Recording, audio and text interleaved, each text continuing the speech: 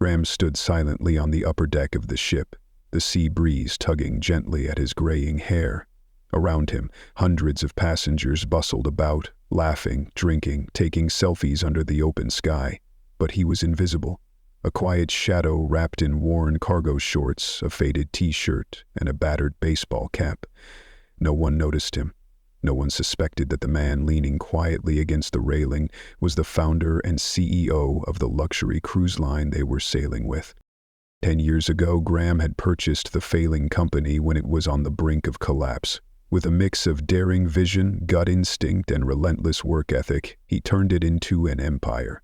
14 high-end ships cruising the world's oceans under his brand. What once had been a dream built from ruin had become a symbol of opulence and excellence. But lately, something inside him had begun to feel wrong. Reports from his executive team were still glowing, full of charts, graphs, and optimistic forecasts. But beneath the polish, Graham felt a growing unease gnawing at his gut, a kind of spiritual splinter he couldn't ignore. Customer complaints had been rising steadily, employee turnover was accelerating, and despite the veneer of luxury, Graham sensed a fracture, one that numbers couldn't quantify, but the human heart could feel, like the way a parent somehow knows when their child is silently slipping away. He could have demanded answers from his management team. He could have ordered more reports, scheduled more meetings, but he knew deep down, paper doesn't show pain. So, he made a decision. He would step out of his corner office and walk the decks of his ship like any other passenger. He needed to see the truth with his own eyes. He disguised himself as Greg Lawson, a middle-aged tourist with an overgrown beard and thick glasses that concealed the sharpness in his eyes that once led a company through crisis. Now they searched for something far more elusive: honesty. Waiting in line at the poolside bar, Graham blended in with the crowd, people he'd once viewed only through summaries and surveys. Then a sharp voice pierced the air beside him. "This is honestly the worst cruise I've ever been on," a woman muttered, her voice thick with frustration as she stirred her watered-down cocktail. "The service is so slow. We wait like 30 minutes for food, every single time." Her friend shook her head, equally exasperated. "Don't even get me started on the room. It was dirty when we got there. We had to call the front desk 3 times before someone finally came, and the attitude, you'd think we were asking for a miracle." Graham froze. These weren't the minor grievances that came with any business. These were signs of collapse. He had built his brand on exceptional service, on the promise of comfort, luxury, and unforgettable experiences. And now, his guests were walking away with stories of disappointment and frustration. He didn't flinch. He didn't reveal himself. He simply offered a soft, genuine smile and asked, "Sounds like the trip hasn't gone as planned." The first woman sighed and leaned back, visibly relieved to be heard. "We spent a lot of money for this," she said. "We were expecting something special, memories, you know. Instead, it's been one letdown after another. And the staff, God, they look exhausted. They're not even pretending anymore. Honestly, I'd feel bad for them." That last line hit Graham like a punch to the chest.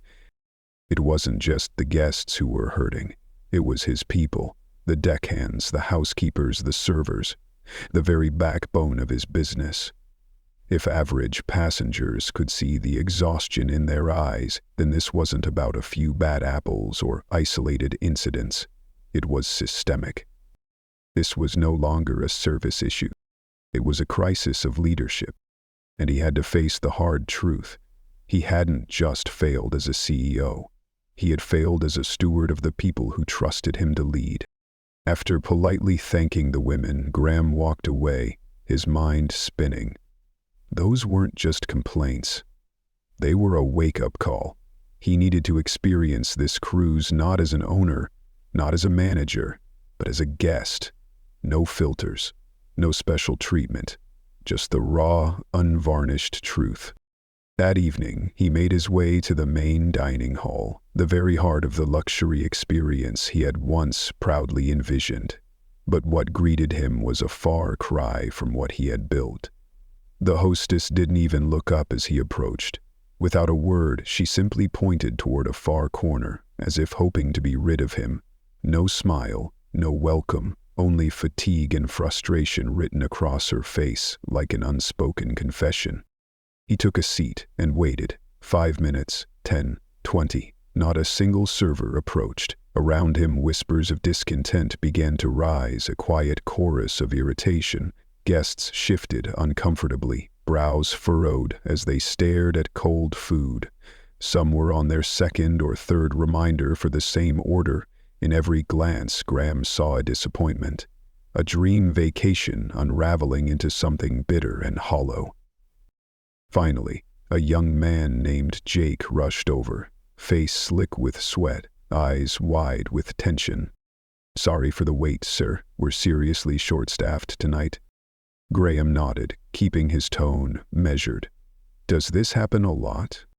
Jake gave a dry laugh. "Lately, almost every night. Management keeps cutting staff to save money, but we're drowning. We work from morning to night and still get yelled at." The words were simple, but they hit like an undertow. Graham felt something break inside his chest. Behind every forced smile was someone holding on to their last shred of pride. Behind every customer complaint was a heart quietly starving for care. He no longer saw a business. He saw a family fraying at the seams, undone by choices made in sterile boardrooms. We're doing double shifts, and guests act like it's all our fault. That final line from Jake made Graham clench his jaw. It wasn't just unfair. It was inhumane. Everything was painfully clear now. This wasn't about a few hiccups in service. Cost-cutting wasn't just hurting guests. It was pushing employees to the edge of collapse. He ordered a meal, determined to fully experience what his customers endured. When the food finally arrived, it was lukewarm, edible, but miles away from the high standard he had once prided himself on. He finished his dinner with a growing heaviness in his chest. It wasn't just the food. It was the slow, painful realization that the system he'd built, his legacy, was unraveling from the inside. And he had been blind to it. That night, sleep eluded him. Every word spoken, every tired glance from staff played in his mind like a film reel, unfiltered, unedited, unignorable. The next morning he made a bold choice. He slipped into a crew uniform and began his day as one of them. No longer Greg Lawson, the tourist. Now he was just Greg, the new guy. And no one had the faintest idea they were working alongside their CEO. His first stop was the housekeeping department, where he met Therese, a slender woman in her early 50s with streaks of gray in her tied-back hair. Despite her tired posture, there was a quiet fire in her eyes, the kind that only comes from years of dedication. "New guy?" she asked, tightening her apron.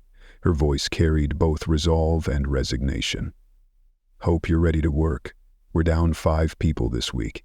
Management's not replacing them, so the rest of us just pick up the slack." They moved from room to room, and Graham saw with his own eyes what no executive summary had ever revealed.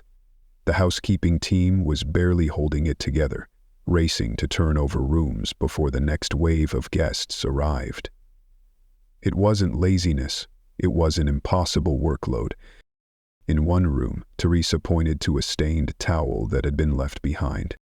"That guest probably called the front desk 3 times before someone finally sent us. People think we don't care, but we do. We just don't have time." Graham felt his chest tighten. This wasn't a departmental problem. This was a leadership failure. The people running the ship had forgotten the most important truth of all, that people are not numbers on a spreadsheet. He spent the rest of the day shadowing other departments, the kitchen, the entertainment crew, maintenance. No matter where he went, the stories were the same. Not enough staff, too much pressure, and silence from those in charge. By the end of the day, Graham was no longer angry. He was heartbroken, because now he knew this wasn't someone else's mistake. It was his. He had looked away too long. And now, the people who once looked to him for vision were the ones suffering in silence. The following morning, still in uniform, he walked into the crew cafeteria. It was a world away from the glitzy guest dining rooms. The lighting was dim, the space cramped, the food lifeless. Cold eggs, dry toast, coffee that looked like dirty dishwater. Graham sat down at a table surrounded by exhausted crew members. They didn't talk much, warriors too tired from fighting a quiet war no one else could see. A young woman named Mia rubbed her temples and sighed deeply. Another 12-hour shift today, one more complaint and I swear I'm going to lose it, Mia muttered, rubbing her temples. Across from her, a broad-shouldered man with dark circles under his eyes nodded slowly. You're not the only one. We're all running on empty. And management acts like everything is our fault. Graham slowly chewed a bite of dry toast, listening in silence. The stories didn't surprise him. They echoed what he'd been hearing everywhere. Mia went on. Last night, I had a couple celebrating their anniversary. They waited almost an hour for their dinner. They were polite, but I could see the disappointment in their eyes. I hated that feeling. The man beside her added quietly, I got yelled at by a guest because their room wasn't cleaned in time, but I still had 10 rooms ahead of theirs. What was I supposed to do? Graham set his fork down. Every department, every person. It was the same story, yet management kept insisting everything was just fine. After breakfast, Graham headed upstairs to the guest services desk. If he wanted to understand the full extent of guest frustration, this was the place to be. A long line stretched out front, every face marked by either annoyance or exhaustion. Behind the counter, a young crew member named Chris was doing his best to handle complaints. His voice was calm, polite, but his eyes showed a different story. Stress, fatigue, and a quiet desperation. A woman in a floral dress crossed her arms and snapped, I've been reporting an issue with my room for 3 days. 3. Every time I call, someone says they'll take care of it, and nothing ever happens. Chris typed quickly, his tone still courteous. I'm very sorry, ma'am. I'll file the report again and personally follow up on it today. She let out a sharp breath, eyes narrowed.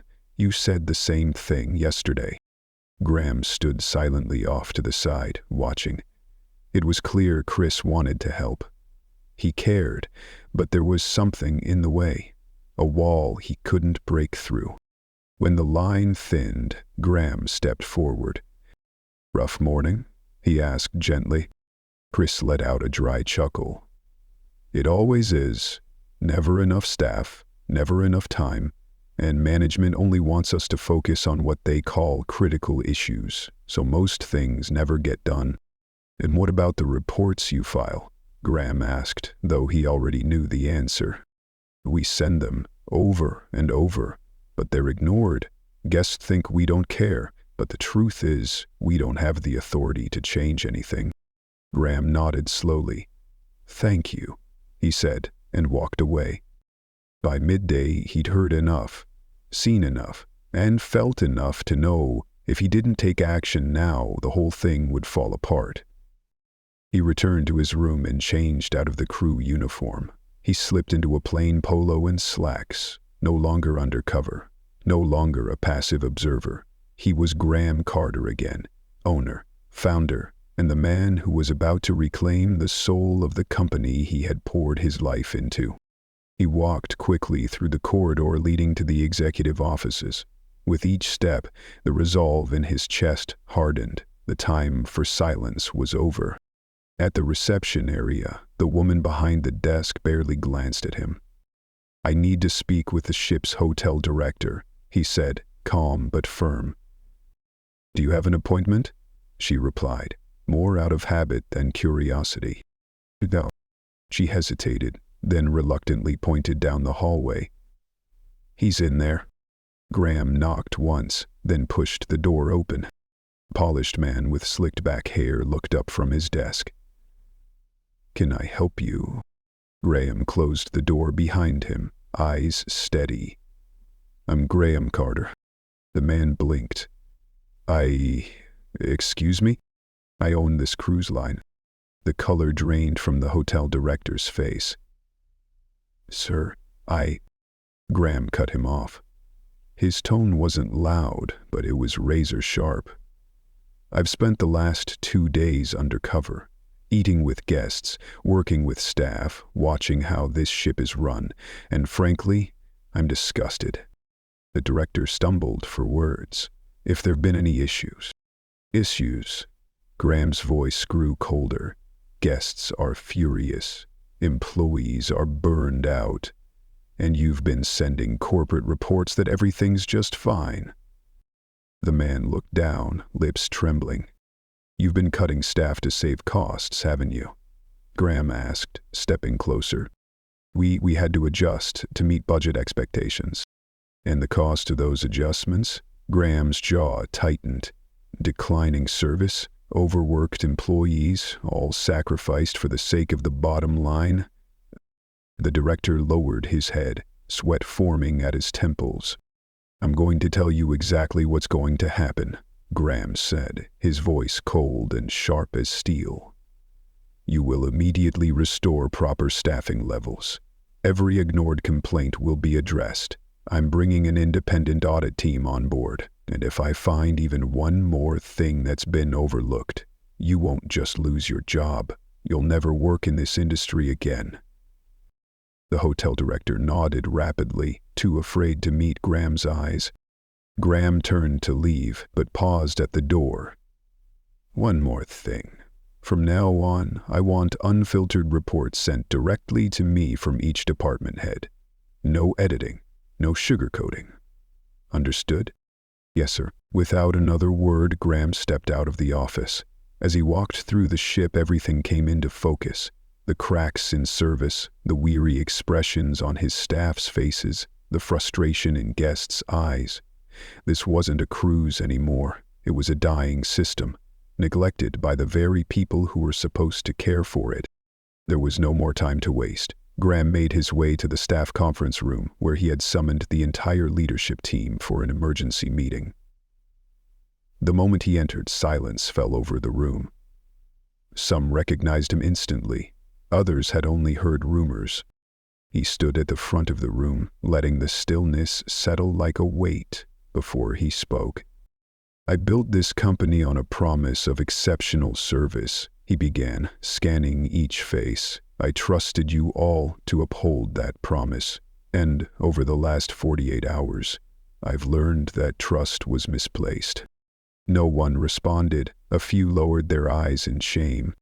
"I've walked these halls. I've worked alongside the crew. I've listened to our guests. And what I've seen is unacceptable." A man in a navy blue blazer, head of food and beverage, spoke up hesitantly. "With all due respect, sir, the cruise industry is facing tremendous challenges right now. Labor shortages, rising costs. Challenges are not an excuse for failure." Graham cut in, his voice unwavering. "The problem isn't what's happening out there. It's what's being ignored in here." The room grew heavier. He turned toward the guest services manager. "Why does it take 3 separate calls from a guest to get a simple room issue resolved?" She looked down. "Requests from our department often get deprioritized by others. We don't have the authority to enforce follow-ups." "It changes today," Graham replied firmly. "I want a dedicated resolution team reporting directly to me. Guest complaints are not optional. They are our top priority." He shifted his focus to the housekeeping manager. "Your team is drowning. Why hasn't that been escalated?" The man sighed and glanced around the room. "We've submitted multiple requests for more staff, but they were denied due to budget restrictions." "Budget is not a justification for bad leadership," Graham said coldly. "A good leader finds solutions, not excuses. while everything crumbles under their watch. He let the silence linger before continuing. Effective immediately, staffing levels will be restored. No exceptions. Department heads will now be held directly responsible for employee well-being. That means fair schedules, proper support, and a transparent channel for feedback. He looked around the room once more. If anyone here feels they can't meet these new expectations, speak now. I'll find someone who can. No one moved. Then get to work. The meeting ended swiftly. As the managers filed out, Graham stayed behind, staring at the empty chairs. He had once dreamed of building a company where service excellence and people mattered most. Somewhere along the way, that dream had been buried beneath numbers and cold profits. That night, Graham walked the ship alone, stopping at the very places that had stirred something deep in him. At the guest services desk, Chris looked up, startled to see Graham without his disguise. "It's really you?" Chris asked.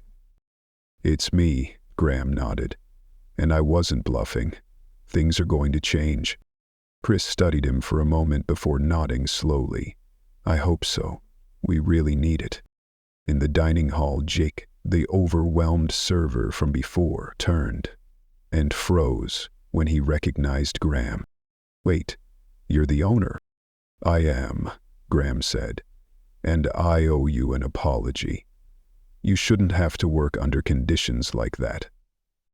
Jake blinked, clearly caught off guard. Graham said, before walking away. His final stop of the night was the crew quarters.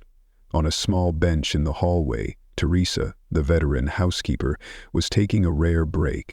"You look different than the first time we met," she said, narrowing her eyes at him. "I changed my appearance," Graham replied with a soft chuckle. "But what I said before still stands. Change is coming." She gave him a measured look, weighing her belief.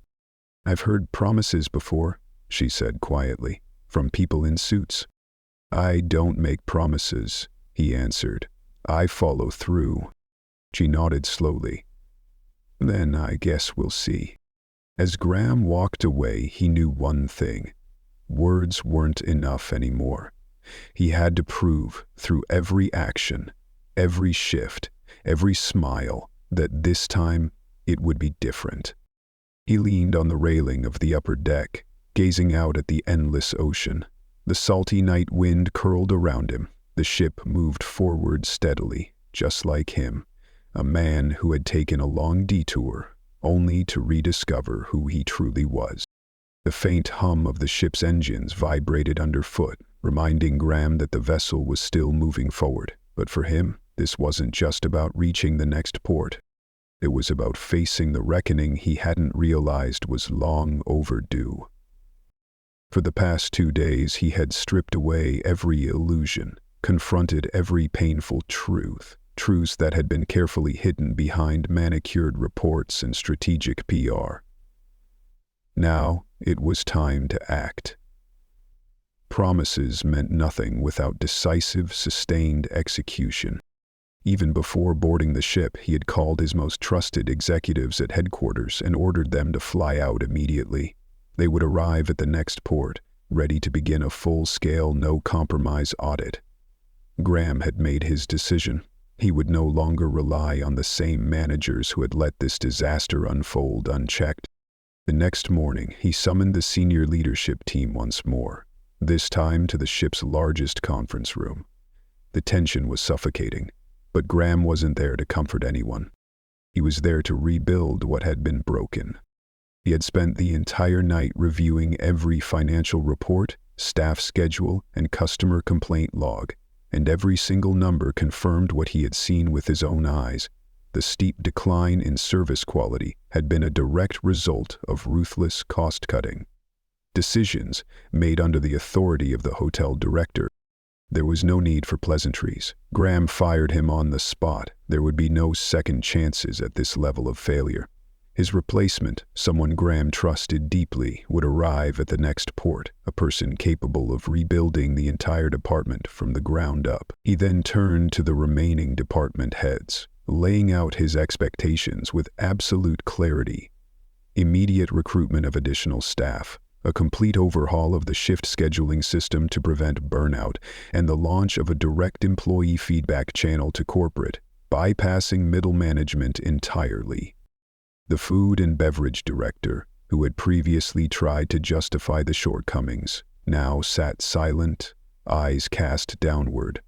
Graham's message was unmistakable: adapt or step aside.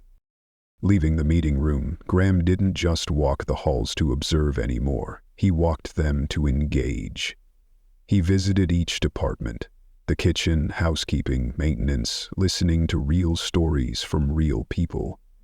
In the galley, the chefs told him about delayed supply shipments that forced them to compromise on quality.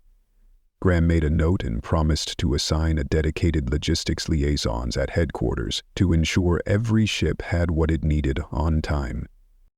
In housekeeping, exhausted employees heard his promise. More hands were coming, and schedules would be adjusted so they could do their jobs properly, not constantly race against unrealistic timelines.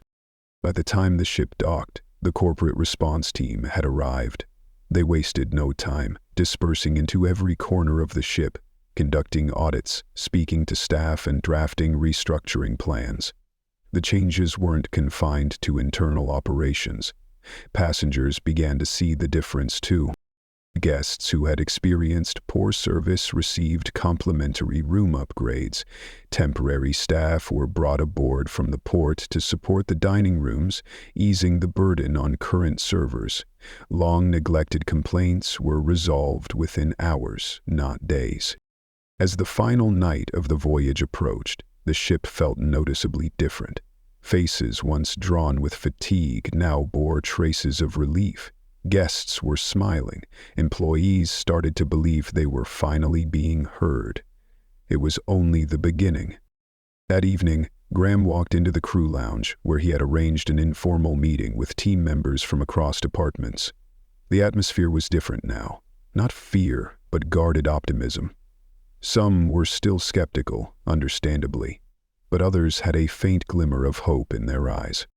He started with what mattered most: scheduling.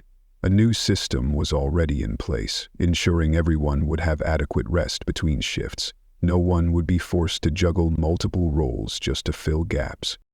Next, he addressed staffing. This wasn't a temporary fix, he explained. It was a full-scale restoration, rooted in respect and long-term efficiency. A young maintenance technician raised a hand. "Hiring more people is great," he said, "but if they're not properly trained, we end up having to teach them while still doing our own jobs." Graham nodded. "You're absolutely right," he replied. "That's why training protocols will be completely restructured. No one will be thrown into a role they're not prepared for." Then a veteran bartender spoke up. The tipping system was the issue.